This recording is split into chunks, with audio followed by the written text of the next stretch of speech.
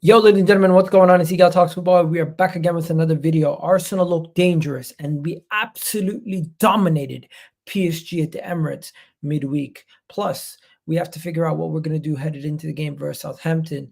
Is Arsenal going to play the same lineup that we played versus PSG, or are we going to make some rotations? Could we see Ethan come back in? Could we see Mikel Merino get into the side? Does Ben White have a place in this team as a starter anymore, or has Timber taken his spot? That plus more on today's video. We also have to talk to some of you people in the chat. Let us know what you guys think in the comment section. This is going to be a call-in / question and answer show. You can put your questions in the comment section, or you can give us a call by calling in. I will put the link in the description any moment now. But Gunnar Souls, how you doing, bro? Yeah, I'm good, man. Good week of football, good week of just life in general, I guess. But yeah, man, I can't complain. So all is good. It could have been better if Man United lost today. That would have been No. It's a good result. That means Ten Hag is just a step closer to being safe. That's what we need. It's the greater good of humanity that he stays in. Let's talk about it. But I'm not gonna lie to you, bro. Besides our Champions League game, I didn't really watch too many other games. I watched the Aston Villa Bayern game, and that's pretty much it. Like, I watched our game, and then I watched the Aston Villa Bayern game, and I didn't really see the goals in any of the other games. Like, I seen Dortmund had a ridiculous result where they destroyed a team. Atletico Madrid and Real Madrid lost yesterday. Didn't see any of the video highlights of those. Just been focused on Arsenal, and usually I'm clued up on every goal, every single game, what's happening. But I only watched 2 games so far this week. Nah, for when Arsenal play, I don't tend to watch other teams. I did have the Barcelona game on kind of just on the side, but I tend to kind of focus on the Arsenal game. But in terms of like the second day, or we can call it Wednesday, I had the goal extra on my iPad, and then I had did have the Villa and Bayern Munich game on, and then I kind of switched it over to the Real Madrid game just because Lille scored, and I basically just as the half was ending. So I was like, I kind of wanted to watch them and just see kind of how Real Madrid, because they haven't looked good at the start of the season, but that tends to be the case. They do tend to start off quite slowly, but then kind of build their way into the season. But I'll be honest with you, like, they don't look that threatening at the moment. Considering the lineup of like Vinicius Jr., Mbappe, and Rodrigo, they've been very shaky and very hairy come the start of the season. You'd expect at least an Mbappe to have an explosive start. You'd expect Jude to kind of pick up his form the way that he did last season, but that hasn't happened yet. But yeah, man, like, I mean, every growing game, I'm kind of getting more and more confident that we'll do something this season. You know, whether that's, you know, a Premier League, whether I actually give us an opportunity, if we actually take it seriously, we can actually win the Champions League with this new format. You know, just if we can kind of focus in and not throw it away and not have, like, let's say, stupendous injuries, there's a good opportunity.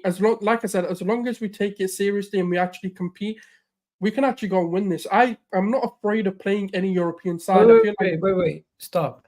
You're saying Arsenal could go on to go win the Champions League this year? Yes. Given that we don't get any like sort of major injuries. Are you saying it because of our defensive record, or are you seeing something that I'm not seeing across the whole pitch? I feel like there's a few elements. So, like, to start with, you know, as you touched on, yes, our defense. And one of the great things about league, like, well, not even league, sorry, like cup competitions, is if you can have a solid defense that can hold out even in adversity, that kind of holds you well in those kind of games. Now, the other elements of the games that I want to talk about as well is we've been missing, obviously, Martin Odegaard. We've been missing, you know, Mikel Merino. We've had, you know, a few niggles in our defense. You know, we've not really had our full squad, let's say, and we've had to use Ethan. We've had to use, you know, unfit Gabriel Jesus. We had to bring Ben White on, who was like half fit, whether he should have played or shouldn't have played. Even Arteta kind of said he didn't want to bring him on. But yet we're finding ourselves in these situations where we just don't look like we can be beaten. You know, we just don't look like we're going to lose a game. And that's, I think, the reason why I'm growing in confidence that as long as we can maintain this sort of form and this level, and it's also Mikel. I think Mikel deserves a massive credit this season for his own personal growth, because missing Martin Odegaard, you know, in seasons of past, he would have done something stupid that may have not worked, or maybe it does work. He would have made it all about himself. Whereas with this season, he kind of went with the logical approach and said, okay, who's the natural fit and what can we do with the squad that we have? You know, do we go to a double pivot? Do we play the 4-3-3? And the thing is, in scenarios, he's played us perfectly. You know, the Spurs game, he said, look, you know, we can't go out there and just go all out attack because they are a good team. And if we can actually defend and transition them because they have the high line, that's going to work in our favor. And that's what he did. Against City, he changed it up again. And he said, you know what, whilst we were 11v11 anyway, we attacked them, we went for the game, we were playing our football, we kind of seen that fluid formation come back in. And then in the second half, you know, obviously with the Trossard situation, we had to go defensive. There was no choice in that. And, you know, the adversities that he's faced from injuries, from the players and from the red cards, and the way he's handled it and made our teams a lot more solid. I feel like there's a few reasons why I'm saying it from a cup perspective. I feel like we may actually have a better opportunity of winning the Champions League than we have of the league. I completely disagree. The Champions League is a club competition, and there's an element of luck to it. The league, I think we have a better odds of winning simply because I think there's less competitors to go on to push for that league title, where the Champions League, let's be honest, we are one of 8 that could potentially win it. And the fact that we've never won it before, that in itself makes it a little bit harder for us to win it compared to other teams.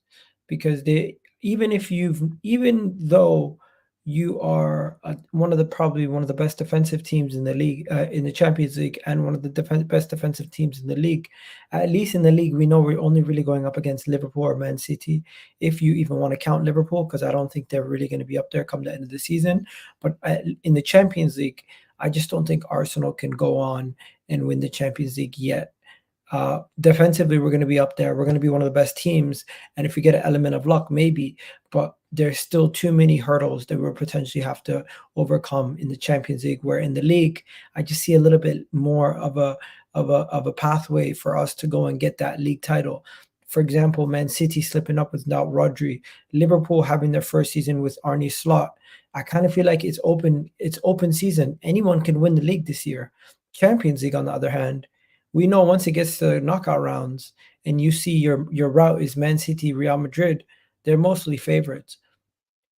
I'm just saying we have more favorites that we have to go through in the Champions League, and that's why I think it's a little bit more realistic for us to say we can a better chance of us winning the league than us winning the Champions League. But before we go any further, please do hit that like button. Please do hit that subscribe button.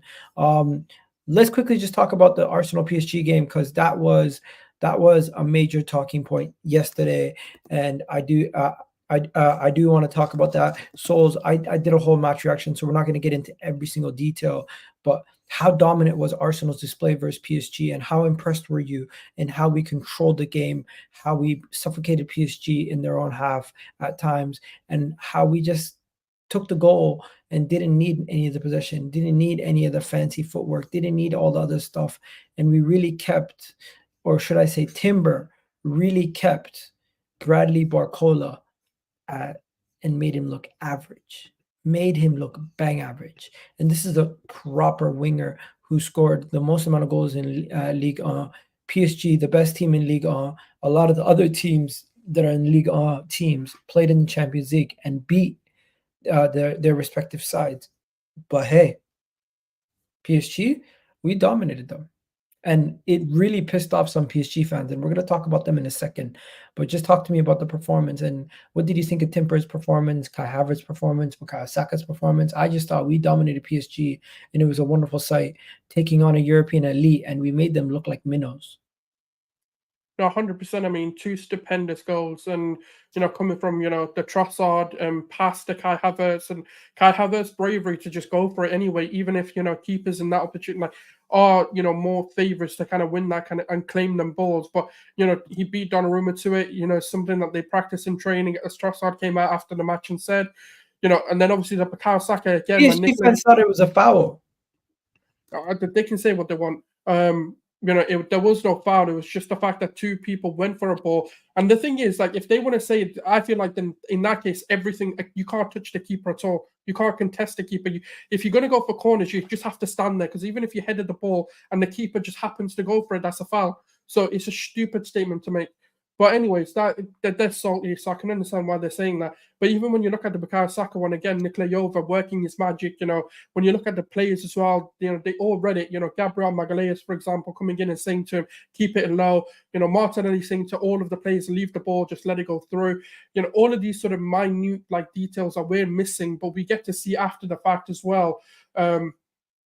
That's for me, the speciality in this. And you're right, Barcola was one of those players that we all even touched on when me and Dio did the video that when we had to cover for you guys as well. We kind of focused on Barcola because he's one of the most exciting prospects in Europe. Regardless of this performance, it's one of those ones which you kind of wanted to see, can these defenders take on these exciting players? Because let's be honest with, our fullbacks did get done by Savino against Man City, someone who's also an up-and-coming winger, and Calafiori couldn't really handle that sort of player.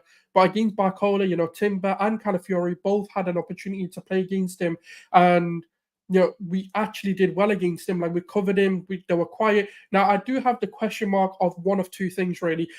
Whether I don't believe in Ousmane Dembele's ability to finish the ball, but he's another dangerous player. And would that have maybe changed the dynamics of how our fullbacks are able to cope with both of them being able to do it? So there is that question mark. But look, we have to take what's at face value and what the team that, Luis Enrique set out. It wasn't an injury. It was a disciplinary. So we have to take what they had out there. And we handled them. And look, PSG, regardless of what people think, they've got an exciting project. They've spent 180 million in the summer to, build a team that's supposed to compete for the Champions League. That's their sole objective. They know they can win the league. They know they can win the League Cup in the French league. But one thing that they're focusing on is building a Champions League dynasty. And, let's not forget, PSG do pull out results, especially in the group stages. They're still an exciting team. So for me, I'm proud of the guys because the thing is, if we looked like we were struggling against them, I wouldn't praise them. But we looked so, in that game, I could have slept and knowing we won that game. Knowing there was nothing that's going to happen in this game. They didn't even threaten us. If there's an element of, oh, do you know what, we got lucky. Oh, do you know what, that was a close one. I can't remember an opportunity they had. And that's the credit to this team because time and time and time again, like I said, we just look like we cannot be beaten. And that's the most impressive thing against the PSG under the lights. Now, of course, people are going to sit here and say that, whether we went away to them, would that have been a different story? And that's the thing I'm still waiting for because Atalanta, for example, is a prime one where there is a bit of hostility, there is a bit of a toxic crowd. Whether we can handle those moments, that's where I kind of agree with you, Gal, that the league maybe is more obtainable than the Champions League due to that reason. That can we go away from home and handle the pressure of these European crowds? We've seen it in the group stages last season. We've seen it when the tifos and the flares and when they're on top of you, what can happen. So it's about whether we can handle those moments and whether we've learned from last season to develop further, whether we can get to that quarterfinals, semi-finals and actually progress and beat one of the, let's say, European giants in a Bayern Munich, in a Real Madrid, we could call Man City in that category just because they're one of the best teams in Europe right now. Whether we can beat that Barcelona and take them on, even if they aren't at their sort of pomps at the moment, but can we take a heritage club and actually beat them? That's our next objective. And that's what I'm excited to see because I think we've got Borussia Dortmund coming up as well. So that's going to be another exciting prospect, a European, consistent team. So let's see, man. I'm excited. I'm excited too, man. I do think we're going to beat Dortmund. I do think we're going to have a good display versus Dortmund. But I just wanted to mention something quickly before I bring Matt on. Matt is just backstage. Big up, Matt. I'm going to bring you up on in a second. First things first, before we go any further, I just want to show you the combined 11. I know you think combined 11s are stupid, Gunnar Souls, but this is PSG United. No, PSG International, who made an account, who's a PSG fan, and he had this to post. Did you see what I just did?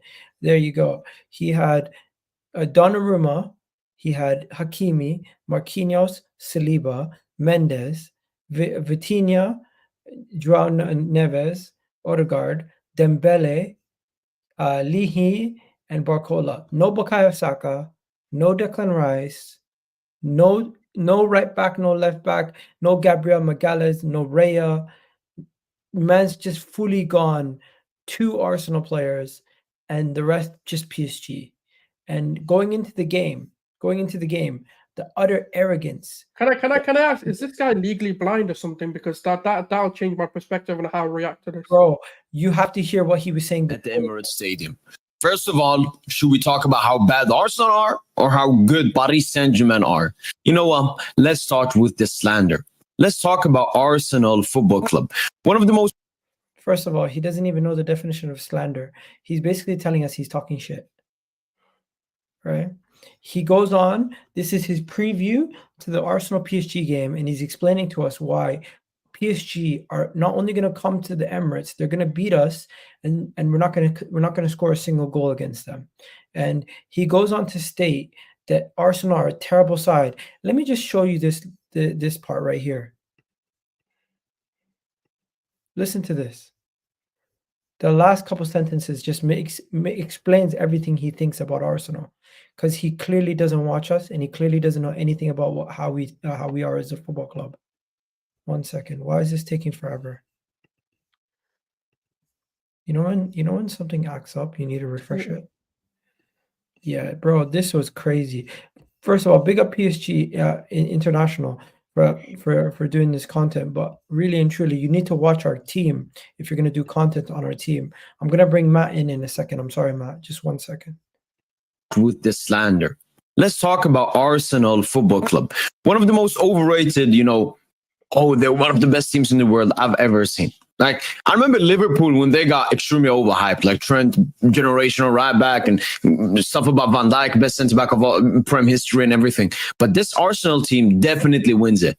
I've never seen a more overrated team than this Arsenal team. I think they had like 3 or 4 players in the top 30 for Ballon d'Or. Straight up PR. Straight up. Bro, you can already tell the saltiness, the bullshit. Talking about PR. So yeah, French football is giving us PR. Like, I seen Terry did a video on this. He was spot on. This guy's just chatting shit. He's literally taking all the Twitter talking points, putting them in one video. And it's 6 minutes where he doesn't even mention any quality of the game. And he ends off by doing this. Real quick. Individual abilities. Calafiori is out now, so it's going to be like Barcola versus Timber. No, Barcola versus Ben White. I don't know. Tierney. Zinchenko versus Dembele. I mean, honestly, if you're an Arsenal fan, don't even bother watching the game. Don't even bother watching the game, because you... Do you see the cockiness, the arrogance? You'll just get embarrassed. You'll get embarrassed at your stadium with your best, strongest possible squad, apart from Calafiori and Odegaard. So I don't even know what's the excuse Arsenal fans are going to use after this. But yeah. Wallahi, it was laughable. It's actually a joke. It's actually a joke. And you know what? You know what makes it better, Souls? You know what makes it better? You got to see what he said after the game. This was him after the game. Guys, I noticed that until the stream finished that it cut out. When we hit the crossbar, I accidentally fucked up. And it said reconnecting all the time, but I didn't notice that. I thought I got reconnect reaction there towards the end. You will actually get to see it in the live in 2 goals. The first one, Trossard comes through the press like it's nothing. Goes past do it. I don't know what Warren is doing. Puts in the cross. Pacho doesn't want to go for the ball. Tells Donna to come out. Donna comes out late. Easy tapping for Havertz. Easy goal. Easy and tapping. Then second goal, even more disgusting. Nuno was fouled Saka for absolutely no reason. That's the first mistake. Then the cross comes in. Barcola misses it first man. Goes through everyone. And what the fuck is Donna doing?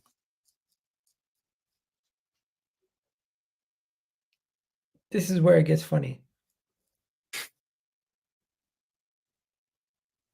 I'm representing this team. I'm a PSG fan. I'm a PSG YouTuber representing my team.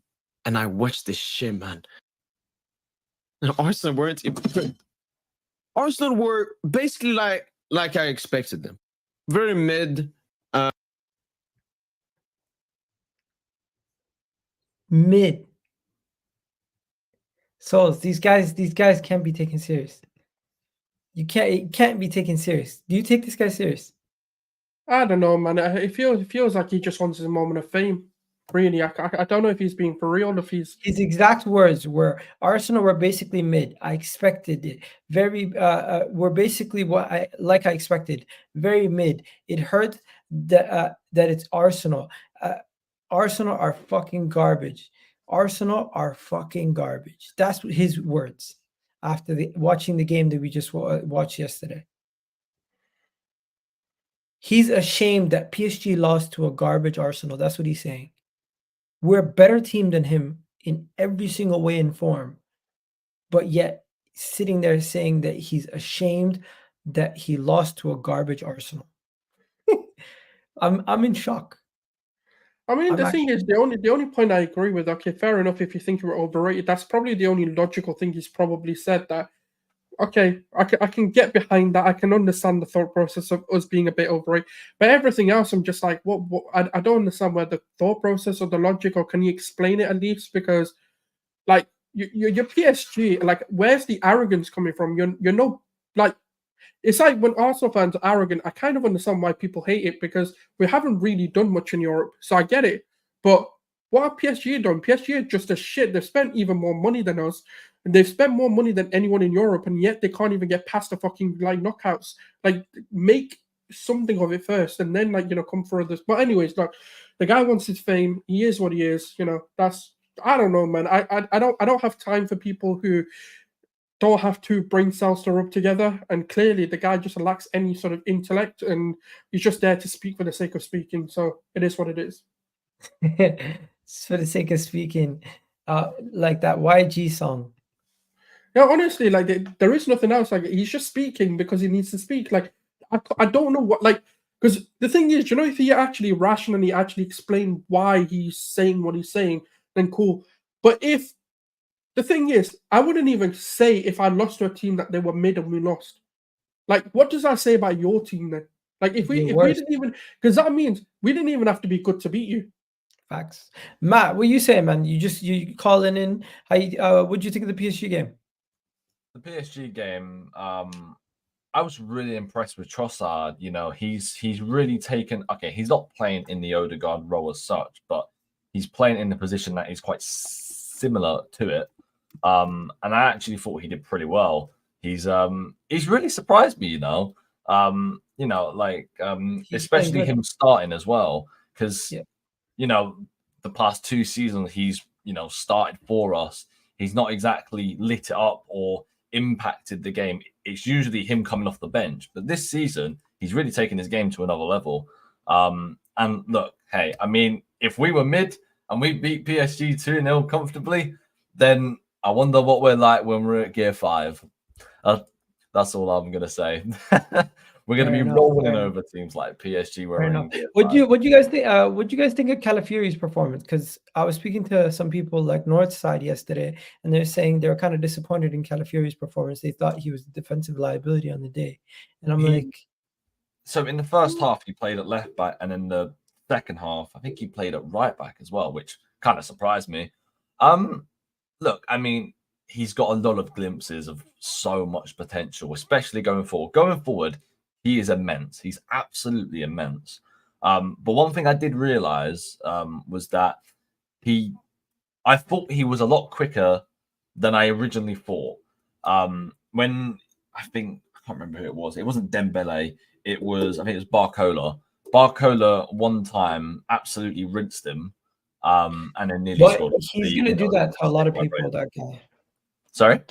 Barcola is really good. He's going to be able to do that. Quality. He is quality. But for some reason, I just thought Calafiori was very fast, like to match him Barcola. But it seems as if Barcola, just got the better of him. But I mean, that was the really only negative I really had about Calafiori that game, is that he wasn't particularly quick. But yeah, no, other than that, I thought he was pretty good, to be honest. Fairs.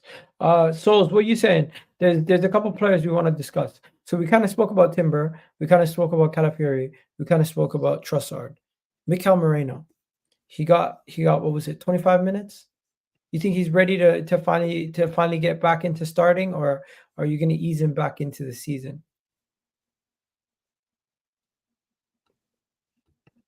You're on mute, bro. I can't hear you. Yeah, the Twitter meltdown that people had over his cameo was just a delight to see. Because once again, you motherfuckers are going to be wrong. And I'm going to be here laughing at you. Who had meltdowns? Mate, go on Twitter, you'll see it. There's a lot of people. a lot of people are like, oh, he shouldn't be trusted. Why did we give Mikel Arteta another, player that he wanted and all that? There was a lot. Like if you kind of go back, well, my timeline was full of it anyway. But again, look, these guys are again going to be wrong about theirs, and they're going to be they're never going to come out and admit that they're wrong. But look, Mikel Merino is a player that completely transforms and evolutionizes the way that we play. He's going to bring a lot of physicality, a lot of duels.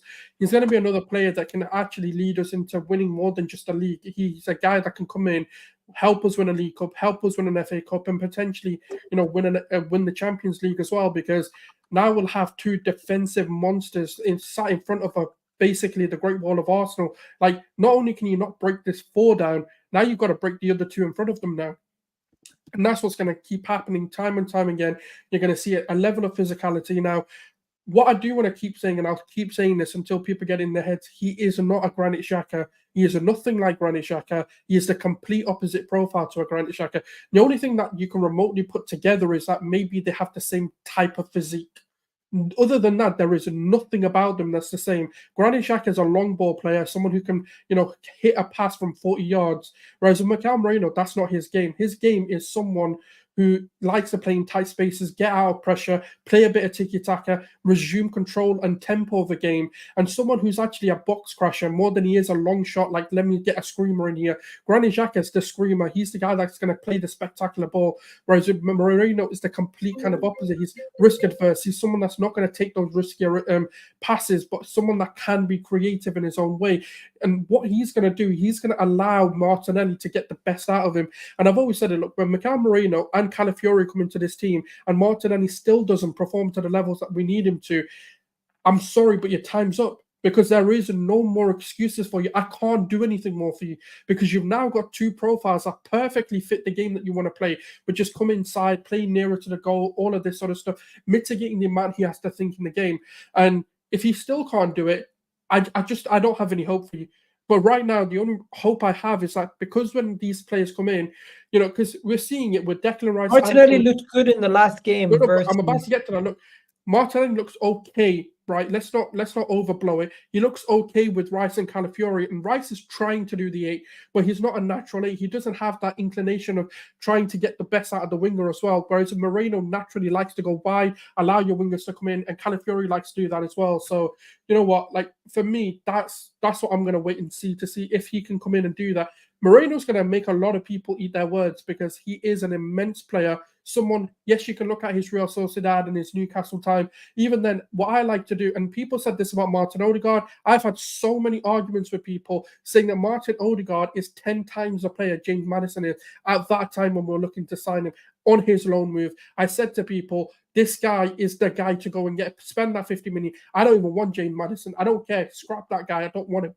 So, and this is another player that I'm going to say, Merino is going to be that kind of guy that a lot of people are going to look back on and go, yeah, we were wrong, but they won't admit it. You know what I really liked about Mikel Merino as well in that 20-minute cameo that he had was that how good defensively he was. He just shored up everything. He was winning possession. He was clearing. He was winning his tackles. He was winning his duels easy. It's just what we want him to be. And he made the whole thing look very simple, very straightforward. Yeah. Before we go any further, do me a favor, guys. Please do hit that like button. Please do hit that subscribe button. There is another topic we need to discuss quickly. William Saliba and Gabriel Magalhaes are getting a lot of credit from everyone across the world. There is 2 people who spoke about him yesterday that I want to speak about. First person who spoke about him was actually Rudiger. Antonio Rudiger, in an interview with the Inside Scoop, was actually speaking out and said, you have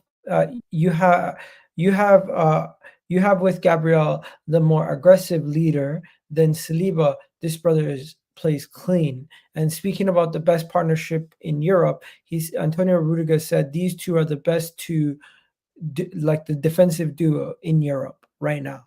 Antonio Rudiger, a former Chelsea player, a current Real Madrid player, a guy who people say is one of the best centre-backs in the world at this moment in time, giving some big praise to our 2 centre-backs back there in Gabriel Magalhaes and William Saliba. And I agree with him. I do think we have the best centre-back partnership in Europe. I've been screaming that from the rooftops but now it's a level of validation from his peers. Forget about fans, because we know fans are never going to give any credit to Arsenal players, but to hear it from these guys' own peers, it means a lot more.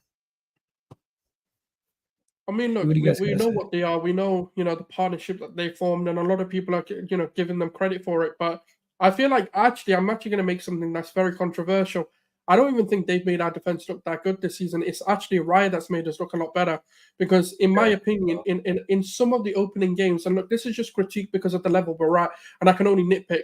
And, they have actually been torn through a few times, but that's not to say they're bad defenders or that they can't fix that up.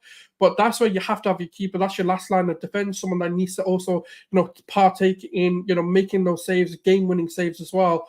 But, the Watkins opportunities, for example, there are moments where we're looking at David Raya's amazing saves, but those amazing saves came because they made mistakes.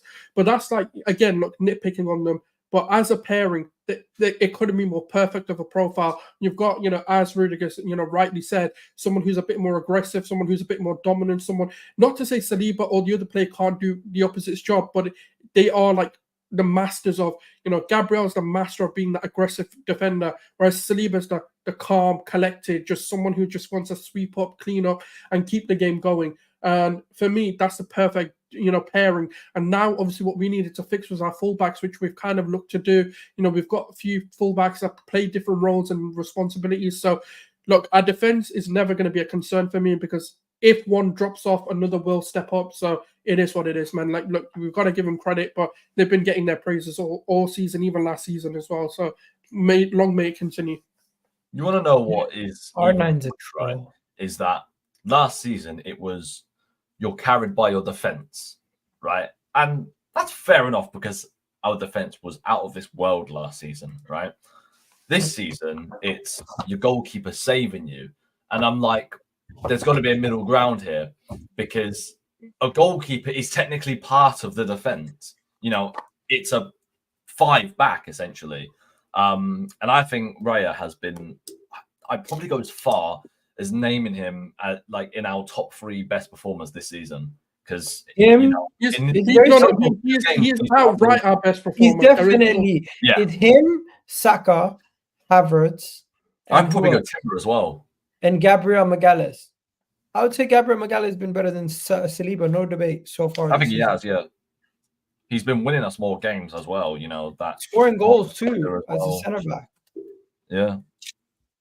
Anyways, there's what Frank Lampard said. Frank Lampard was asked, first of all, why Frank Lampard is even at the game talking about Arsenal PSG beats me. Did he play for PSG? Because I know he never played for Arsenal. I don't think he did. Who's this? Frank Lampard. He played for City, Chelsea. No, he didn't play for PSG. So why is he even there? He's a pundit. He can be that. Like, yeah, what's the problem with him being bro. there? I want an Arsenal pundit. I don't want no Chelsea pundit at the game, because these are the kind of questions you end up getting. Is he better than Carvalho and Terry? Who's even comparing him to Carvalho and Terry besides Gabby Logan? Like, why is she comparing him to Carvalho and Terry? Immediately, you're going to trigger Frank Lampard. Why are you, man? Oh, my God. This is why they do it. You wanted the answer to your question. This is why they do it. You're triggered. That's why. It's stupid, though. It's a stupid comparison. Why do you care so much? Like, I don't really. It hasn't bothered me. I'm not. No, because, bro, the game's about to start. I'm hyped up for the game, and I have to hear Frank Lampard talking about why his Chelsea centre-back partnership was one of the best in history, and we need to have some respect before we even make comparisons. Like, fuck off. No, you take too much. Sorry, guys. Can I just quickly say, credit into what other people have to say about us? I couldn't give a fuck. My opinion's my opinion, and I respect my opinion more than his. So it is what it is.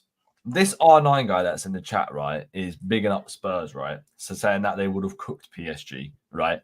Spurs only scraped it past the Europa League team today. So let's not go there.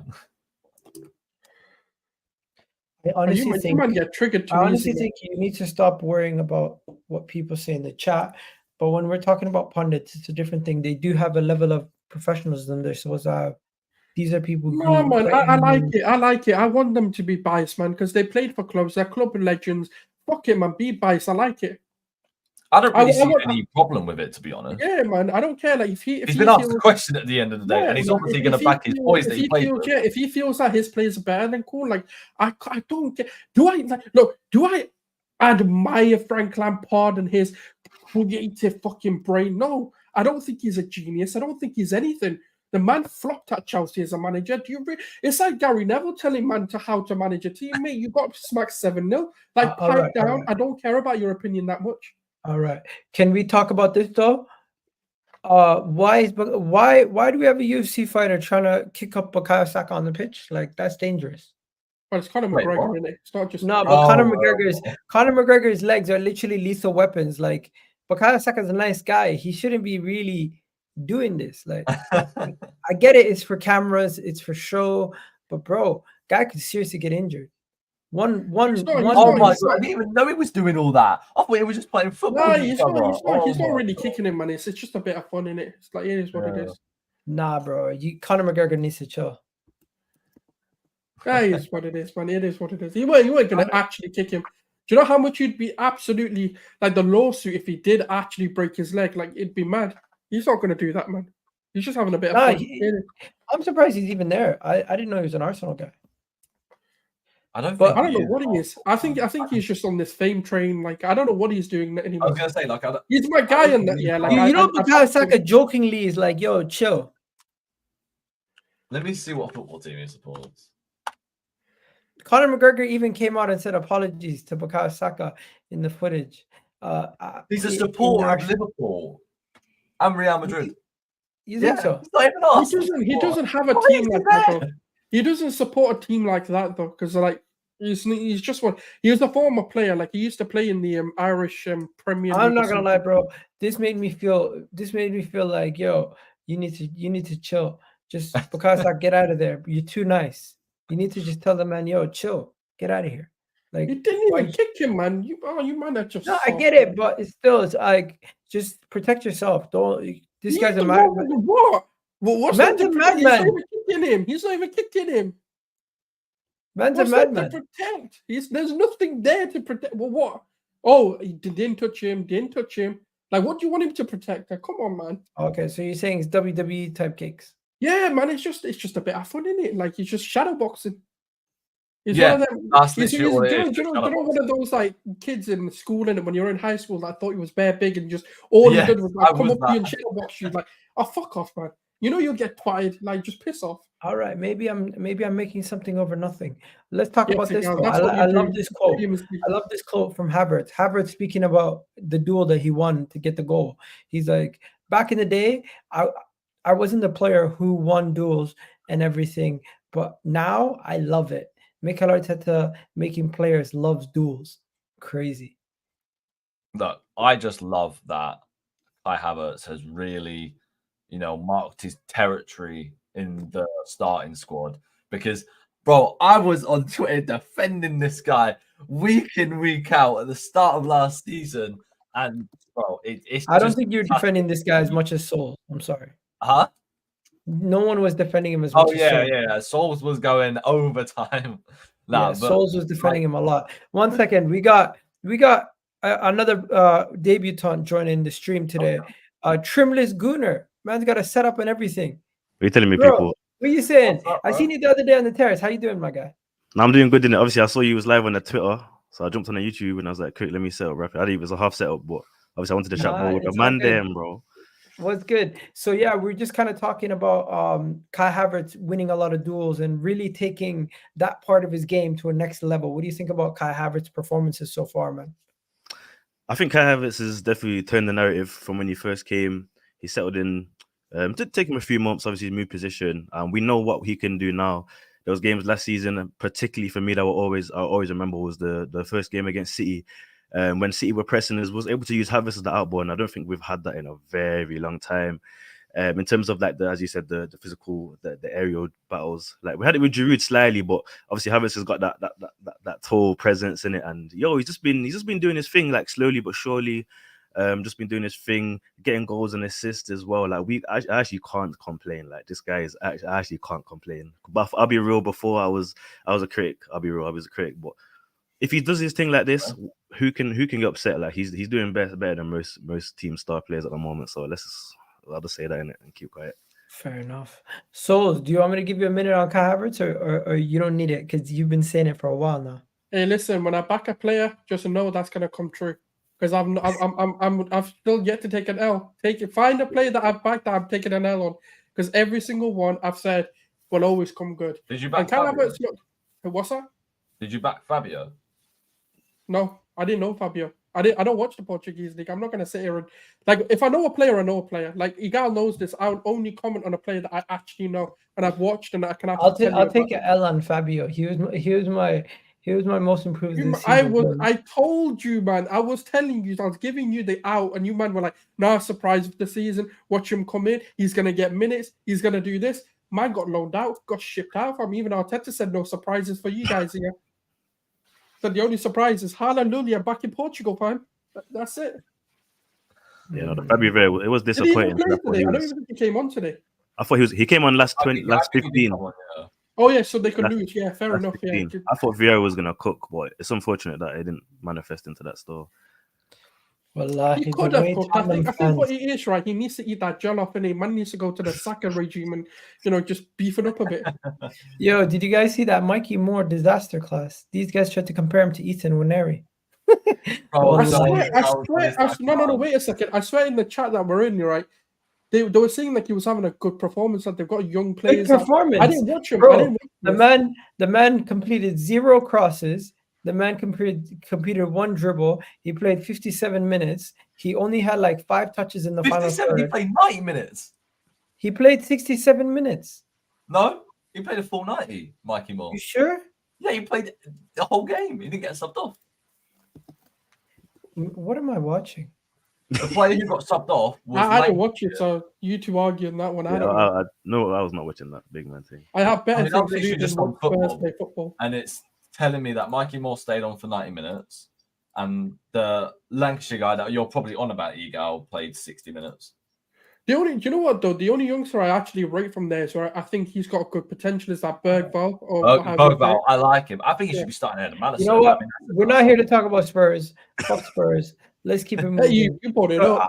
I opened the wrong can of worms there. Let's talk about Jesus. Are you guys concerned about Jesus? Because people in the chat are saying the man fell off. The man's a problem. What do we do with him? Because Zini fell off. Now people saying Jesus also fell off. And it's kind of concerning when he's not making the layoff to Declan Rice, not making the layoff to Bukayo Saka in a good goal-scoring composition. I know he wants to be selfish and get the goal himself. But from there, with your back to goal, you have 2 people you could pass to. You have the ball in front of you. You should make the pass every single time. It's just I think the whole panel, other than myself, is probably going to be a lot more negative. So I'll let them get it out of the way, and then I'll tell you why I think he's fine. Look, for me on Jesus, right? I saw in that what game was it? That Leicester game, he was brought on ahead of Jesus. I think he didn't look too happy when Ethan Nwaneri got brought on instead of him. Like it was in his face of, why have you brought like a young kid on before me, sort of thing.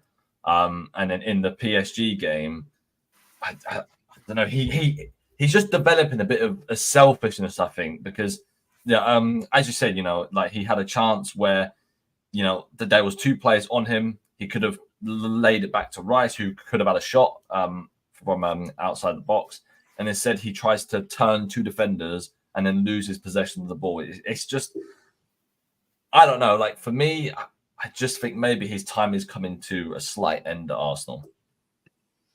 I think he's starving, innit? And when you're starving, your decision making is cloudy. I think that's the thing at the moment with him. He needs that 1 goal. Maybe that's what you were saying. Maybe that 1 goal will resurrect. But at the moment, I agree with you. It's a situation where I think Arteta's just got to bring him aside and say, we know what you're capable of. What's going on, man? Like, what's actually taught to me? I don't know. Maybe it's a personal thing that he needs, a little Brazilian chef, even like a girl thing. I don't even know. But it's a shame because when Jesus came, he elevated us differently. And if we had that like now was with a rotation of Havertz up front for certain games, it'll be sexy. I can't lie, it'll be sexy. This might be a bit harsh, right? But I think we've evolved past Jesus. Like, I think we brought in Kai Havertz and he's taken it by storm, the role that he's been offered. And with Jesus, I think he's gone from a first choice striker to now being a bit part player from the bench. Oh, he's a third choice winger now, bro. Third choice winger. Third choice winger. Because you got Martinelli, Saka, Trossard. That's how you look towards at the wingers. You didn't really say throw Jesus on there. Oh yeah. I forgot about that. Yeah, but I think that's his stance really. No, I think quite differently actually, because I feel like what we need to understand is there's going to be roles and responsibilities within the squad, and we need to look beyond that. There is a starting 11, and actually we've got a squad of 15, and we need to utilize a squad of 16 even that need to be utilized at every moment of the game and every minute of the game as well. Whether we need to change it, because Havertz, look, for all the credit I give Havertz, there are going to be moments in games where that dynamic up front needs to change. We don't need a target man, we don't need someone who can hold up the ball, and we need a chaos creator, and that's what Jesus is, someone who can kind of press the ball. He can cause a lot of havoc for a lot of defenders. And one thing that we don't look, he's coming back from a knee injury, someone that we've heavily relied on. And every time he's come back, we've kind of thrown him in the deep end every single time, playing him for too many minutes. But I feel like now that we've evolved into a stage where Arteta trusts the squad a lot more, you're not going to see that as much. And I think we need to accept that there are going to be players who were starters for us that become, big part players. And that's not a bad thing. That doesn't mean, they don't have... Ben White? Well, let's finish on Jesus and then we can move on, because So like for me, it's like a role change for me. And I know a lot of people are going to say, but he's one of our highest earners, all of these sort of critiques that come his way. But at the same time, I feel like these players need to accept that we're now in that situation, like Man City, where you need to have players competing for positions. And that's kind of where Jesus is at. Like, you've not been good enough. You need to compete for your position. But we know the quality he possesses. For me, he's become more of a winger. For me, like, it's something that, I can see him coming in as a rotational winger to cause chaos, to get Havertz back into the game as well. And that's kind of what he needs to accept, that he's now a finisher rather than a starter. And that's kind of how I feel about it. What are you saying, Trimless? Do you think it's a situation where we could see Ben White also goes through a similar situation where he eventually gets shifted out of the team? Low-key, I can see it. I remember a couple of seasons ago when he tried to like put Ben White centre back and do the party thing right back. I don't know if it's a one where he's fully long-term sees Ben White as that right back, or if he's always just been a filler. But let's be honest, when Ben White doesn't want to link up with Saka, he can be a bit missing in games. I do like the way Timber and Calafiori are just direct with it a bit more. But defensively, Ben White's been solid. I know he's kind of dipped in form, let's be honest. Ever since that Man United game where we lost, where Rashford turned up somehow, he's never been quite the same defensively. But I still think, like, compared to other options that we have, Zinchenko, Tomiyasu, like Ben White, Kiwi or Ben White, best out of that bunch. And I'm happy that he has to fight for his place now. That's what I want to see anyway. So it's a good issue to have. But I don't think Ben White would want to leave. I think he gets on well with the club. It looks like he's generally happy. So maybe it's one of them ones where the environment keeps him there rather than the game time. On Ben White, right? Like, let me just say my thoughts quickly before you go, bro. I am not concerned about Ben White, because I know this team, we have a lot of players who are going to be fighting for their places in that defensive area of the pitch. And I don't think anyone's going to necessarily be disheartened. I think every single one of them are going to have like a chip on their shoulder.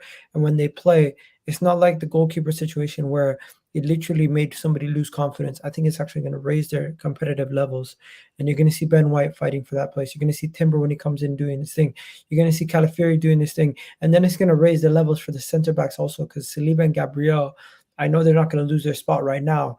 But if it's a situation where those guys can't get in at left back or right back, they might start pushing to get back into the center back positions.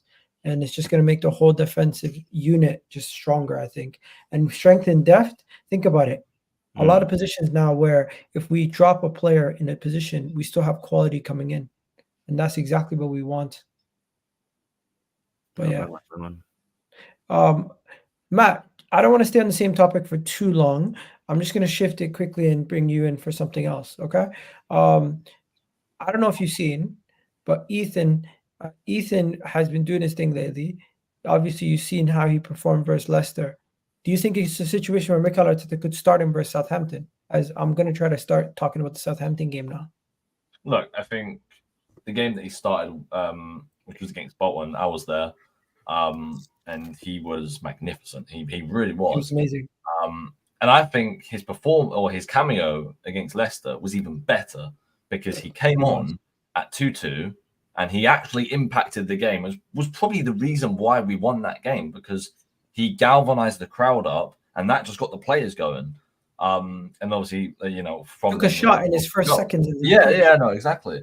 And would I start him in this game? Yes. Do I think Arteta will? No. I think he'll stick with the same 11 that went out against PSG, other than maybe if Ben White and Timber are not available, I reckon he plays Calafiori at right back, because we saw that towards the end of the PSG game. And I reckon he'll either play Miles Lewis-Skelly at left back or Kivior at left back. So I would love for him to start this game, because I think, after the international break, we're probably going to see Odegaard come back into the team. And I think from there, his sort of chance for starts is very limited. I like in terms of game time, he will come on, etc. But in terms of starting, I don't think there's a better game for him than to start this weekend. Talk to me, Souls. What are you saying? Ethan, do you? I know you always say you want to start him, but can you see Arteta actually starting him versus Southampton? I mean, personally, no. I think he's going to stick to the same 11 that he has for the last sort of 3, maybe 4 games in terms of Trossard coming in for the Odegaard position. But if you're asking me personally what I'd like to do, yeah, I'd love to play Ethan, because I feel like his minutes are only going to diminish because Odegaard's return is very soon. Obviously, from very reliable people, we're going to start hearing that, Odegaard's coming back in to start playing minutes and see where his development is up to. And, he's hoping to come back. And we've heard this from the club as well, that he's looking to come back for the Liverpool game. Whether that is an ambitious target or not, we'll find out in the coming weeks. But, he's not going to be an international break. So he's still going to be, at the colony, just training and getting his rehab, getting his minutes in. So that's a credit to him, obviously, to try and get back into that fitness. So, I mean, I need to see Ethan at some point. I want to have that sort of ability to say, what, Arteta does really trust him, because there's an element of, okay, you bring him off the bench, you're doing this, you're doing that, but then there's got to be that moment that you just let him just flourish, you let him fly, like let the bird out of the nest sort of thing. And that's what I kind of want to see. And I think this is the perfect opportunity, because the games aren't going to get any easier. And actually the meaning of these games are going to come even more, because right now it's like we're at that stage where, let's say we do, I'm not saying a mishap against Southampton is going to be acceptable, but if we were to have a mishap at this sort of part of the season, it's more, we can turn that around more than, let's say, for example, we play Southampton later on in the year.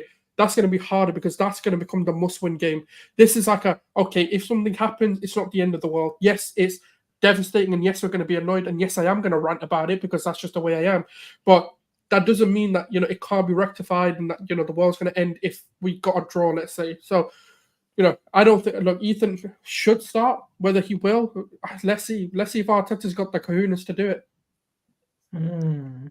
By the way, we're gonna be getting into the preview, but before we go any further, I just want to say, Tim Irvine, I'm gonna say this, bro. When it comes to work, I know there's a lot of people out there who are not happy with their jobs.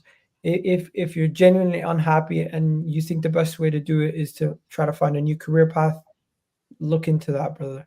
Also, when it comes to the other message you wrote in the chat, I think it's always best to speak to somebody in your family or friends. Never take it to the level, because you only live once, and you don't want to make a permanent decision for something that's a temporary problem. Temporary problems can always be fixed. A permanent decision like that cannot be reversed. So please do speak to somebody in your household, families, friends, or somebody who can help you out, because you never want it to get to that level. I understand it's a tough time right now, and yeah, I did work for the Royal Bank of Canada in Toronto before I moved to the UK, and yeah, much respect to you too, Tim. Hope everyone in chat is having a good one. But yeah, it kind of got dark there, but honestly, bro, any dark times you can always get through it. Aston Villa beat Bayern, and immediately everyone starts talking about Unai Emery, Aston Villa. Bro, are you not sick of it? Trimless, what are you saying? Are you not sick of the Unai Emery Arteta conversation every single time Aston Villa do anything? It was always gonna happen, my bro. It was always gonna happen. It was a good win for Villa, bro. I can't even hate, bro. Like when it comes, Emery's record against Bayern is actually very strong anyway. When he was cooking with Villarreal, he beat them with Villarreal, yeah. Yeah. He knows, and obviously the thing is, when I sat down and actually thought about it, I was like, okay, company with this Bayern team, he's still fresh. I know he's gone off to a decent start, slapping up like teams like Mainz. Unai Emery's a better manager than company. No surprise. Yeah, that's what I mean. So I thought if anything, Emery's gonna out tactical this guy. He's probably gonna counter, and that's exactly what he did. And then he pulled on the cheat code, bro. The brown eye black dragon, bro. Man, bust out Duran, yeah. Oh, this guy is crazy. This guy is not real. And the fact I didn't slap on a little 10, 20 pound on him to score off the bench is crazy. But yeah, I feel there's a lot of disrespect for Arteta, mainly because he hasn't gotten over the line with those trophies. But if you're talking in a tactical perspective of turning a team around, I'll be real. I don't think Emery would ever have us where we are now as Arsenal. So for me, I'm still going to go with Arteta in terms of what he can do in terms of improving ability, the style of play. And now he's even... I think about what I love about Arteta is, like, man, again, Arteta is young and learning on the job. He now knows how to pattern the defense. He now knows how to set up and win games without touching the ball. So which makes him much more dangerous. And people always like to compare players with their ceiling and But why are we comparing a manager who's like always like 15, 20 years younger sometimes? It's crazy to me. Arteta is clearly that guy. So for me, Arteta, yes, is a better manager than Emery. Emery, well done with your win and obviously your participation in the Champions League. Let's move. So you're not even going to entertain this? I mean, I don't really entertain the conversations of sheeps who want to follow each other on their opinions. If they want to be up their own asses, then go ahead and be my guest, because don't forget Unai Emery did have an opportunity to take over for the Arsenal, and you've seen what he did.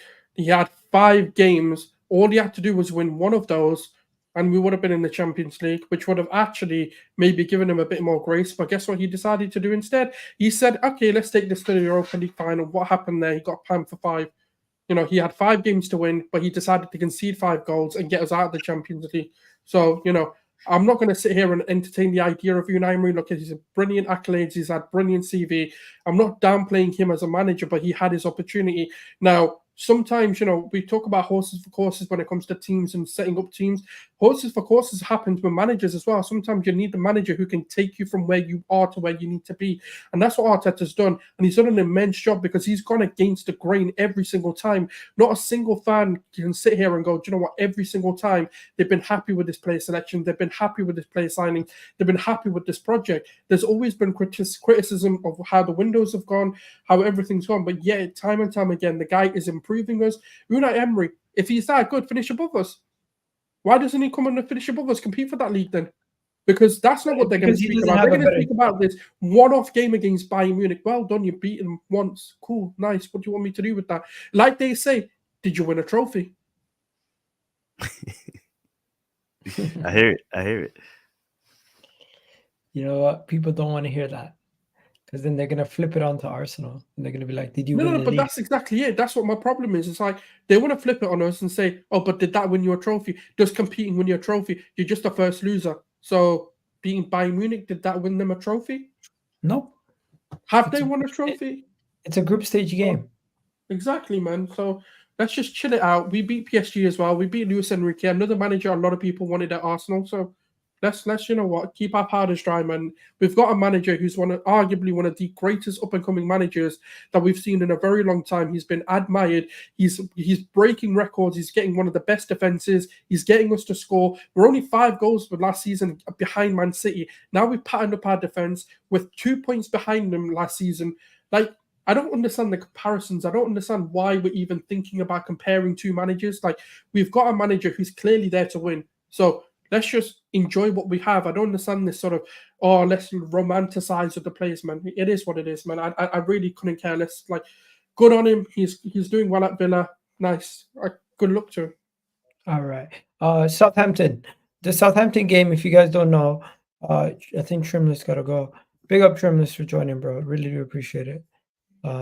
He's just back. I'm just going to throw him backstage for a bit. He'll get his shit sorted out. The Southampton captain, Jack Stevenson, is set to miss our game this weekend due to a red card ban was extended. His red card ban was extended, so he's going to miss this game on top of everything else. He got this against the tackle against Garnacho in the Man United game. So not only did they lose 3-0 to Man United, they lost their captain, and now his suspension has been extended, and he's also going to miss the Arsenal game. Let's be honest, that tackle wasn't even that bad. Yeah, it's a red card, though, isn't it? Like, it is a red card, but it is a red card. But I don't understand why the ban was extended. But yeah, I mean, it is what it is. Oh! I mean, I'm starting a GoFundMe for this guy. Is it? Yeah. Because calling them the C word, I rate it. Go call the ref a C word. Fund is being begun. Because any player who wants to do it, we will pay your fines. We'll get a GoFundMe if you can't. Wait. I rate it. There you go. I absolutely. Oh my god. Yes. So he is in my books forever a footballing legend. He is a footballing legend, an icon. A fucking little cunt, and then a cunt again. Yeah, I rate it. For me, legend. We should be chanting this guy's name at every game, at every moment we can, because this guy is a legend. I didn't know he did that. To be fair, no, I remember because he got a £50,000 fine as well. I was like, yo, fam, $50,000 fine also. Yeah, you got a 50K fine. That's what I said. Bro, they're going for his head. They're going for his head. No, you know what? Band together. Let's get a GoFundMe and players just keep going. Just keep Nobody's calling paying his 50,000, bro. He's making money. He can do that himself. Yeah, but if they can't, I rate him, man. But calling Stuart Atwell, fair enough. I mean, he's calling him what he is, isn't it? Like, I'm not gonna sit here and like say to me he's lying. You know, my mom told me to tell the truth. He is one. So, I think we've all yelled at Stuart Atwell at some point or another. Oh, he is, man. It's just facts. What do you want? You can't suppress the truth. Yeah, Ego, who win, you or Jez? Jez is old man, bro. What are we doing? There's no point of fighting somebody that old. Respect your elders, you know what I mean? Anyways, as Trimless gets his thing sorted out, let's quickly talk about the Southampton game. Guys, Arsenal play Southampton this weekend, and my question to you guys is, could this get ugly for Ramsdale, or could Ramsdale have some sort of edge by knowing us quite well, or could we have an edge over him knowing him quite well? Which one do you think is more likely? You know what, right? I've got a feeling Ramsdale's just going to go prime Buffon on us, and we're going to have to play back-to-back world-class performing keepers. And that Leicester goalkeeper, by the way, fair play to him. That performance was... That Leicester goalkeeper did something that Prime De Gea was doing against us. Unreal that was. And it's probably unlikely that happens again. His best performance of his career, probably. Probably, yeah. Now, with Ramsdale, I mean, I don't think he's got a bug in his belly, but he's going to want to prove to Arsenal that selling him was a mistake. You know, it's just a common thing with players that leave their clubs and then they play against that club. But what I'm a bit skeptical about with Ramsdale is he's going to know how we do set pieces. So I don't think we're going to score any set pieces against them. I do. He might not remember because they change up those set piece patterns every week. They do, but like he's been at the club for like 2 years when Jova, was at the club. So I don't know, man. I just he's gonna know our set pieces, bro. He is gonna know them, and he is gonna be telling his Southampton mates everything. But bro, it's Southampton. Southampton. Like I do think we are gonna put. Bro, it's Southampton. I'm expecting us to beat them by at least 4 goals minimum. At least 3 past them, I think. Why not go for a record?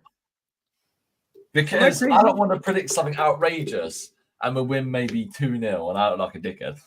If this No, was February, yeah. Regardless, Yes, I feel like this exactly. Southampton This team was is there for the February. taking. I'll Yeah. bet 6-0. But Yeah, Bro, trust, it was February. Yeah, I'm betting on us to go win 4-0. Did you see how we beat PSG? okay, that's fair. Yeah, I mean that's fair. But Did you see how we beat saying like PSG? 6-7-0. We could Wait, you easily just said go for a record. What's the record in a 4-0? no. A record So- would be like 9, 10. Yeah, that's what I'm saying. think That's the 9-0 way, is the record. but you said And 4-0. That's what I'm confused. No, I'm pretty Arsenal's sure- Arsenal's record is 7-0, 7 goals. In I'm a home pretty win. sure, right, 7-0 that in a home win. Southampton have conceded. If we can get 9-0. 8-0, yeah, they did. that's the record. Southampton lost 9-0 to Leicester and United. Yeah, And Liverpool. we could get 8 versus Southampton. Was it Liverpool as well? In I this think they game conceded alone, 9. if we by the way, if we play half as good as we did versus Leicester, what's the stopping us from scoring 5? Yo, you know that Leicester game, real quick? I meant to say it on the terrace. Obviously, everyone's been bigging up the goalkeeper, the Leicester keeper. Obviously, he made a few good saves. Is it just me, though? I'm not trying to be on a Roy Keane thing, yeah? But some of these shots just at him, is it just me that I just felt that he didn't really have to do too much? Like, some of them were just reaction saves. The Kai Havertz one and the friggin' I know, but Even even the Fury Calafiori had had a- it was just a reaction. Kai Havertz and Calafiori one was he put his hands up quickly and he made. That's what I mean. he It's a did- reaction save. Like, there weren't saves where like you're going, "Oh my goodness, how did you do that?" Like, I just thought they were at him. And No, like we had 36 shots and we had 15 on target, right? Or 17 on target. And 17 on target. Yeah, so we pretty much scored out goals that are on target, and the rest he saved. And it's like that's just crazy. Like we've had 36, we've peppered them, and he's made about 14 saves. I mean, it doesn't matter about the quality of the save; it's the fact that he's made that amount of saves from a goalkeeper I've never heard of. I've never heard of before. That guy made a name for himself that game. Yeah, he has. Did he though? Oh, bro, I think he's getting a bit too much credit. Like even his distribution was quite poor. Like he set us up a couple of times. Still, I can't lie. Yeah, but he was probably like in the moment of I've made this many saves, you know, like confident. You know what I mean? Like he's just probably being a bit confident. But yeah, no, I get Oh, it. he's probably looking at his teammates like, you guys are letting me down. Am I wrong? If I was him, I would be looking at my teammates also. But this Southampton team, guys, they've only scored what 3 goals all season. How many goals have they scored? Like, what's the chances of them coming to our ground? Ego. On this Southampton game, right? Realistically, we should pepper them about 5-6 goals. Realistically, because have you seen the way they're trying to play out from the back? They are shocking. They are terrible. This manager is going to be the first one sacked. They're too naive. Also, do you guys know what their weaknesses are? I was looking on who scored. They're talking about Southampton's weaknesses, right? You guys are gonna laugh. One of their weaknesses is one of our strengths: set pieces. Yeah, I've seen it. Set pieces is one of their weaknesses. Another one that's one of their weaknesses: aerial duels. Another one of their weaknesses: stopping our opponent from creating chances. And Ego, do you guys think if Nicholas Jover managed a Arsenal game that we'd win? It'd just be set piece, just get the ball for corners and we'll fucking win. I think just get corners and we'll win. I think we give Nicholas Jover a lot of credit for his set pieces, but we also have to still acknowledge that Mikel Arteta has a massive part to play with a lot of the other things that go on to and how we build up, how we create, and also. Oh, let's not take it away, man. We know what Arteta does, but give the sideman a bit of credit. Come on. One second. Why I do need we to give the recruitment credit? I think there's a lot of other people who do things that we don't realize either. Because there's a throwing coach. We have a throwing coach. Yeah, but we can go through the list. We can go give Carlos Cuesta a lot of credit because he does the psychology and the mentality of the players, and that deserves a lot of credit because our mentality has changed. But we'll be here forever.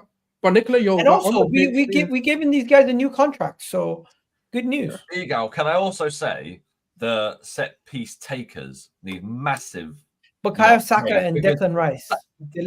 they always get that delivery pinpoint. Like genuinely, their Ever set since piece has really Ever improved. since that Bayern Munich game, Bukayo Saka has been on point. Because remember that Bayern Munich game?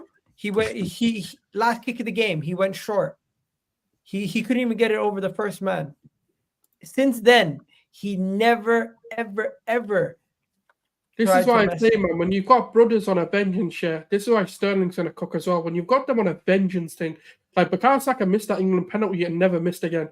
Yeah, now, you know, you've got the Bayern Munich last Bukayo Saka seen somebody made a Twitter account about him missing free kicks, not scoring a free kick, and then scores a free kick. I'm telling you, bro, you don't mess with these brothers when they're on a vengeance thing. When they're on a vengeance share, it's done. It's game over. Did you see what Bukayo Saka said when he took the picture with what do you call it, Perez after the game? No. You guys didn't see it?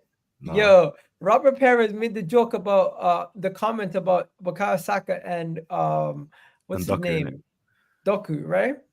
Then my man comes out, posts an Instagram post after the game with Robert Perez being at the game, and he says this. Oh, Robert Perez, yeah, friends again. He posted this on his own Instagram, you know.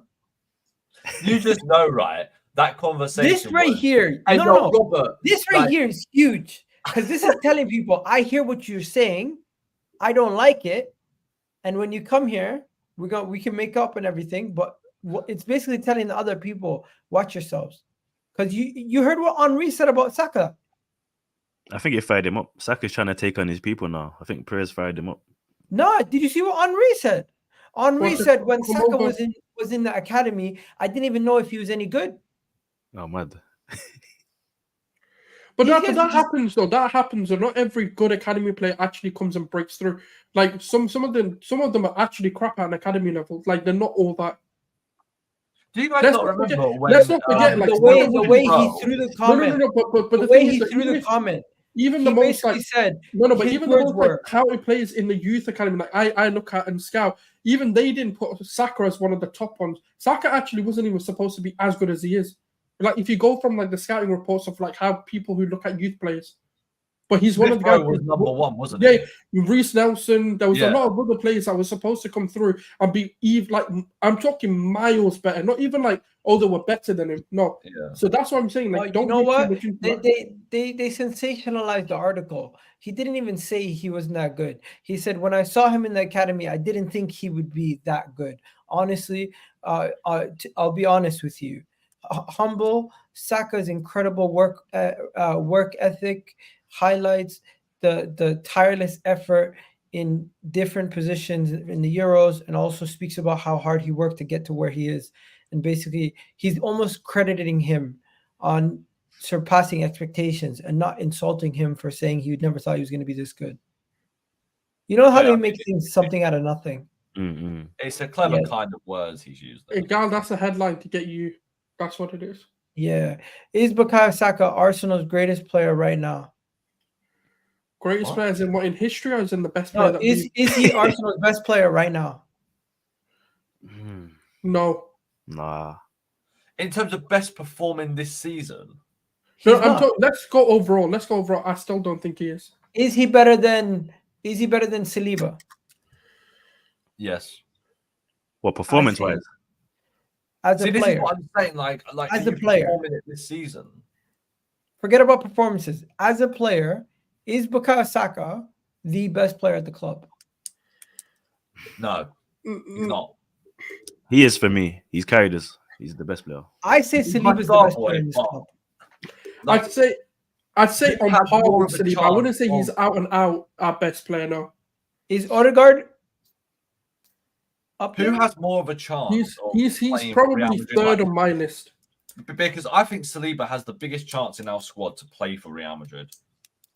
No, Saka can play for Real Madrid easy. Yeah. I know, of course, but like, I'm saying, just say the player in our team that has the best chance of being in the World 11 in their position. Saliba. And no debate across. Yeah, Saliba, 100%. It's definitely Saliba. Because I feel like Saliba could get it this season if we win something. Saliba has the ability to be the best in the world. But then when you say that, though, I reckon if we win something, Saka could get it this season as well. I don't think Saka, even if he wins the Champions League will be considered better than Mo Salah, or He better won't. than But there's a difference. and So even that even season Chelsea he fans won't. people will sit here and say Cole Palmer is better.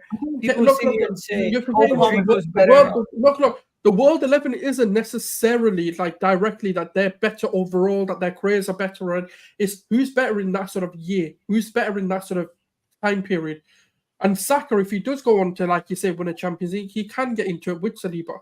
Well, they're probably the two closest people to get into the World 11, in my opinion. All right. I So agree let's just do our lineup prediction for the game.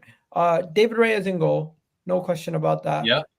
Right back, what are we saying? It's going to be Timbers. Oh, is he? I think it's going to be Calafiori. I think it's going to be Timber. Timber I came don't off think he 45 was- minutes. He should be fine for the next game. But Egal. If he's currently injured, right? He came off Arsenal precaution. want I don't him think to he's go- injured. Well, yes, but we can use this as he's currently injured or he's struggling with fitness, so he Is can't Ben go White on fit? international duty. No. No, he's not. Okay. Tomiyasu's back. Do you play Tomiyasu? No, You no. can play him, actually. Yeah, you can play him. Ooh, you sure? You're I rather would want to ease. like playing him. I ease him don't back in. think. Do you play him? Southampton Or do scary you play with it. Calafiori? Do you play Calafiori right back and KV or left back? No, I played Tomiyasu right back in the Calafiori left back. You want to I risk do Tommy that. already? I think we need Sorry? to ease him in. I was going to say it makes more sense to ease Tommy in, man. He keeps Yeah, getting injured. fuck that. He gets injured anyway. Like, it I don't don't matter. even know if he's like fit and available. Yeah. I mean, it's always a I'm question, asking right? It's always a someone, question. Even when we know But he's look at fit, the it's team always- we're facing, guys. Like they don't have wingers like It's the that. Prem, bro. It's the Prem. And I ain't taking anyone for granted, bro. Yeah, 100%, man. We can't take it lightly. But yeah, I'd say if you're giving me them situations, right? Yeah, I'm gonna play Tomiyasu and Calafiori. Okay, I'm not so even we're trying gonna to see go. QB up, bro. We going Mikel Merino or Declan Rice or Partey? Declan. Nah, Rice? it's gonna look. The lineup ain't gonna change. The Timber's only changing because he might be injured. We don't know. But I actually think it's gonna be the same 11. I agree. I think it's going to be Yeah, well, Rice, That's Partey, what you're saying. It's the Yeah. same lineup. Because there's an Yeah. international break, it makes sense to just do the same. Partey, Rice, Trossard in the middle. Yeah. My hope is look, we're 11-0 up or something in the first half, and then we just bring Ethan on. We bring Miles Lewis Kelly on. You know Bro, that kind of thing. if we can chase a record, would you rather chase the record or just start resting everybody? No, just rest I'm up. not I'm not resting asking about that. records, Rest man. too I early. couldn't give a What's fuck. the point of breaking records when you want to rest your players because Yeah. of the vast games you've got this season? Who gives a fuck? No. about that? Do you know what I want? If you right? break a record, you break a record at the end of the If day. I'm Or a trophy. Arteta, right, like hey, we're role playing in it. This is me in the dressing room, right? Saka, role playing time. How do you limp? Right, I will get him to go through every single player, teaching them how to limp. Right, hits the 70th minute mark. Right, Saka's like, Arteta's like, right. That means go limp. Everyone limp. I said Call go up the international brothers and go.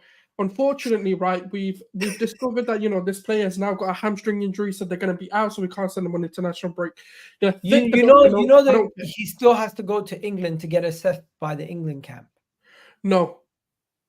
That's what they have to do because that's what they did. Well, go tell them. That's what they did with suck a Cole big one. Palmer. That's what they do with Odegaard. That's what they do. Right. They What send- we'll do in that case then, right, we'll get Conor McGregor to actually kick his legs. Right. So But Saka's going to want to play, man. He I'm wants going to to- show you guys. I'm going to show you guys the lineup. or can we not do this? Like just send Odegaard in the place of Saka and go, look, bruised ankle. There you go. That's it. Yeah, I think It's gonna be that. Like, Gonna be we that, can yeah. sit here and hope that it's gonna change. But if Timbers is injured, that's the Would only you change that we replace- made. Wait, Thing when and you just put Mikel Merino, Who? It's not gonna happen though. That's the problem. No. I won that, but it's not gonna put happen. Moreno. Nah, No. man. We don't need Wait, to wait, change wait. nothing. We don't need to be Move, changing. brother. Yes, I was gonna say when did Moreno become a 6? He's I just don't come back understand from this idea injury, of it. I right? don't Like, get the idea of Moreno ever being a 6. Or would you play He's an A. Ethan instead of Trossard?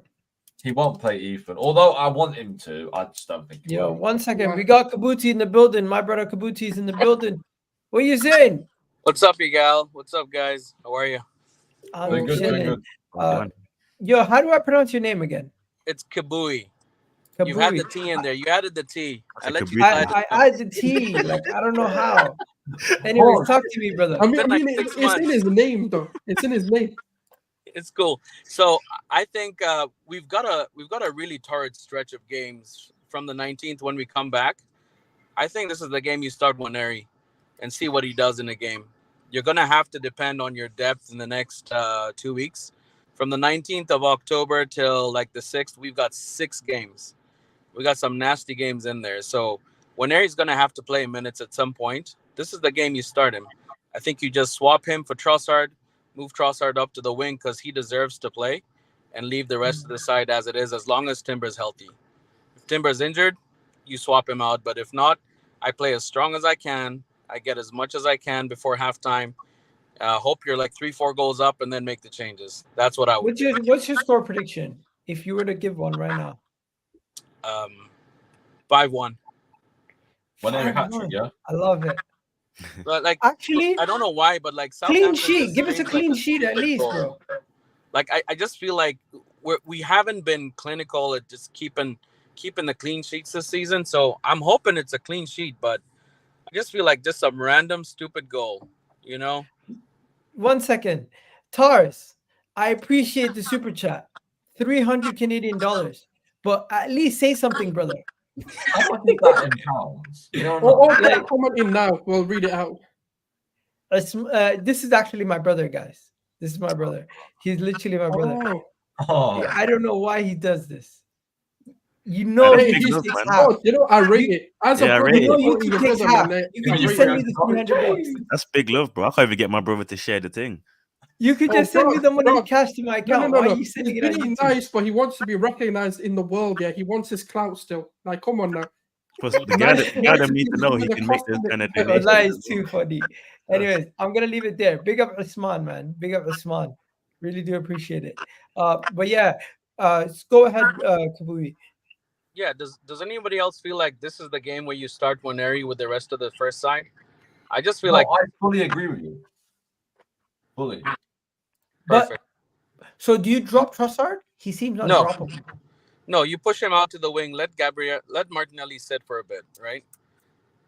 I don't think Trossard deserves to be dropped. Everything he's done the last couple of games. I don't think I think Martinelli Trossard deserves to started be on the dropped wing. either. Then Yeah. The problem you've got with Why is dropping dropping Martinelli is that he and Calafiori are developing this chemistry, right? And I if see that. you leave one of them out, it then disrupts that. And I think that will be on Arteta's mind in does he want to disrupt that building chemistry? But don't you think those combinations need to be built up between different people as well? You already No. see the agreed, chemistry but I there. think in terms of our, starting 11, it is Calafiori, Merino, and Martinelli on the left-hand side. And he'd want to get that going as quick as possible because obviously we've been very unfortunate that Mikel Merino got injured in his first training session. So I don't think that particularly helped with that. I wouldn't change a thing. I'm just gonna say this. Logically speaking, the boys are right. He's gonna go with the unchanged side. Ethan is gonna get his opportunity. Do we really need to rush him in, especially when he's getting game time? Him and Miles Lewis-Skelly have not only played against Tottenham and Southampton. I mean Tottenham and Man City. They've also both gotten Champions League debuts so far. No, they If haven't. I'm not mistaken, Ethan got his Champions League debut away versus Atlanta. No, No. he never got his debut. No. Okay, no, so no. Miles Lewis-Skelly got his debut though. So Miles got The the way I debut. see it, right, is that we will only... wait, Ethan got a debut in the Champions League, yes or no? No. Wait, he didn't. No, He didn't play against He didn't Atalanta. play this game. He didn't play PSG. So he He hasn't didn't play played Atalanta yet. and he didn't play PSG. Guys, there's a lot of games remaining. Shakhtar Donetsk is coming up. We got Southampton. We still have one more easy game after the Southampton game. Who are we playing after Southampton? Do you guys know? I think Bournemouth. It's Bournemouth. Bournemouth That's away. not an easy game. Away, yeah, it's not going to be Away. that easy. That's not I an mean, easy we've game. been making it easy recently, but I hear you. Dude, there's no easy games in the Prem. 3-0. saying, Except for we've been- maybe Southampton. Come on, We've bro. been going to the We're a night much game better stadium team with now. 3-0. There's definitely some games that we can say are easy. No, they're What I would say, easier though, right, than Igor- other games. Yes, We but they're make not PSG easy. look easy, guys. Yeah, but Ego, what I'm trying to say is, though, is that this game is probably Ethan's best and biggest chance to start a game because it's against Southampton, who are probably I think the shittest side in the league. I think him coming off the bench versus Southampton when there's tired legs and we don't need Partey anymore because we've already scored 3 goals, he will destroy the game. Because let's be honest, when we brought Partey in against Leicester, he could have came on an extra 15 minutes before that. Like, I do think you guys are right. He's going to get a lot of game time. But would you rather see him end off the game against tired legs or start the game? I want to see him start. I want to see him start because I want to see him, handle a start in the Premier League because we know he can handle a start for Arsenal in the cup match. Can he handle it? Do we know better than Arteta? Arteta's easing these guys in. He's not going too fast. What's the hurry? There's no hurry. Keep it as it is. We don't need to change a thing. I'll be real. They don't need to change anything. Look, at the end of the day, right? Ethan Nwaneri will start a game this month because we've got Preston away. He will start that game, no doubt, right? Yes, it's away, but he will start that game, I think, because of his impressive performance in the Carabao Cup. But what I'm trying to say is, in terms of a Premier League, he is capable of fully starting against Southampton. The games we've got coming up, I just don't think Arteta would want to risk trying to bed him in starting a game when we've got, Martin Odegaard available, Merino available. That's my guy Lindo, isn't it? Big up. I'd rather he start this game than the Bournemouth game. Yeah, I agree. Bournemouth's going to be a tougher game. I don't think he's starting either, guys. Yeah. Calm down. He's going to start Preston. We ease him in. He comes in as a substitute, eventually comes in and plays a half, and then eventually he plays at 80 or 90 minutes from there. Ease him in. Souls would have started him versus Man City. But which 90 minutes are you going to play him, Miguel? Because you look at the schedule from like the 26th, we've got some Champions League. We have a couple of tough games. There's Newcastle. There's Liverpool. Start him versus Preston. You don't start him until Arteta has at least seen him play 45 minutes at the top level. And with Odegaard coming back, I don't want Odegaard rushed back in. He needs to really. Odegaard's not getting rushed. Odegaard's not playing into the Liverpool game. Yeah. Max. You don't think so? No. It wouldn't make sense. He'll get 12 minutes, but he won't start. Newcastle, Liverpool, that's when we're going to see him. Ego. What I want to be careful about with Ethan Nwaneri is I don't want to get him too confident with him starting games in that he's not expecting to start, but he's like, oh, I want to start this game, I felt I should have started that game. I don't want to see that, I want to see that humbleness still. So I think maybe keeping him hungry may be the best option. I don't know. I hear your point. I hear your point still. All right. The man's 17. You better be humble. I don't give a shit. You don't have a choice. Yeah, these guys don't have a leg to stand on. Guys, Moreno has a better chance of starting than Ethan right now. Yes. I agree. Because we've shown that he is going to play for Arsenal before the international break, which is, I don't agree with that. I don't think we should have played him in the PSG game. I think we should have waited until after the international break. So then he has, during that international break, he then has time to train with Arteta and with the Arsenal players. I just think... Or you do it before the international break so he has match fitness with Spain. So when he comes back, he's match fit. I get that, but he's I've been told that he's about 3 weeks ahead of schedule in terms of how he's recovered from his injury.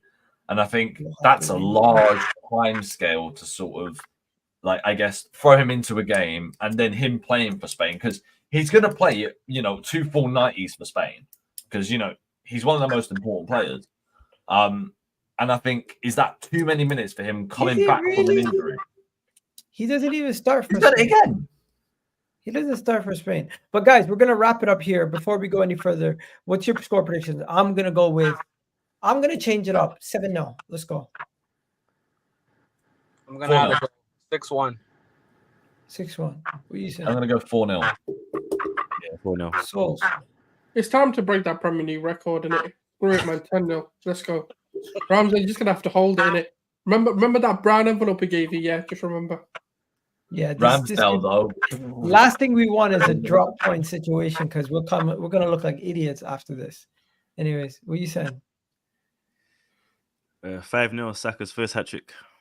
Woo! I need that Nice. Saka hat trick. After the Second Madueke hat trick. Hey, listen, second hat trick, first in the Premier League. But That's true. Yeah, first in the Prem. First. Yeah, he did get a hat trick for England. By the way, I changed my prediction from 4-0 to 7-0. We're gonna tie the record. We're gonna tie the record. Oh, Anyways. our record. Okay, yeah. Yeah, our record. And after that performance, no one's gonna talk shit about our attack again. Imagine Brendan coming on the terrace after the game being like, well, we scored 7 goals, but we could have scored 9. you know what the maddest thing is, right? It took us 1 game to climb the XG ladder. I That's tweeted true. that. It got like 7,000 likes. Everyone was shocked. We were 13th. We went to first in 1 game. I just don't understand the overreaction of stats when at the end of the day we're unbeaten in all comps, right? First of all, that's massive considering. Nah, but we're papering not over had, cracks. Odegaard, we've not had Merino, and we've not had Rice for 1 game. Like, Didn't buy a striker. we're either. still unbeaten. Nah, but Remember, if you everyone ask the said we're gonna PSG fall fan, off. we're a crap side. Without a striker, he's everyone said we embarrassed. wouldn't even score this season. It's funny. Yeah, That's true. Villa. We've played away at City. Played away. Remember people said without Martin Odegaard, Arsenal is going to be a top 4 side. You know what though, right? Like, Egal, I thought when Odegaard got injured, I was concerned about playing mid-table to relegation teams because that's sort of when Odegaard comes into his own. He breaks that defensive line, etc. And it's fair to say we are coping very well against those sort of teams. Believe in Mikel Arteta. Anyways, guys, great show. Kabui, big up to you. Thanks for having me Tremulous, on. Matt, Gunner Souls, big up to you as always. Big up to Tars, holding it down for the channel. I appreciate the super chat, my brother. Big up to Usman. And I will see you in October when you come to visit the family. Anyways, everyone, we're out of here. Catch you guys in the next one. Peace. Safe.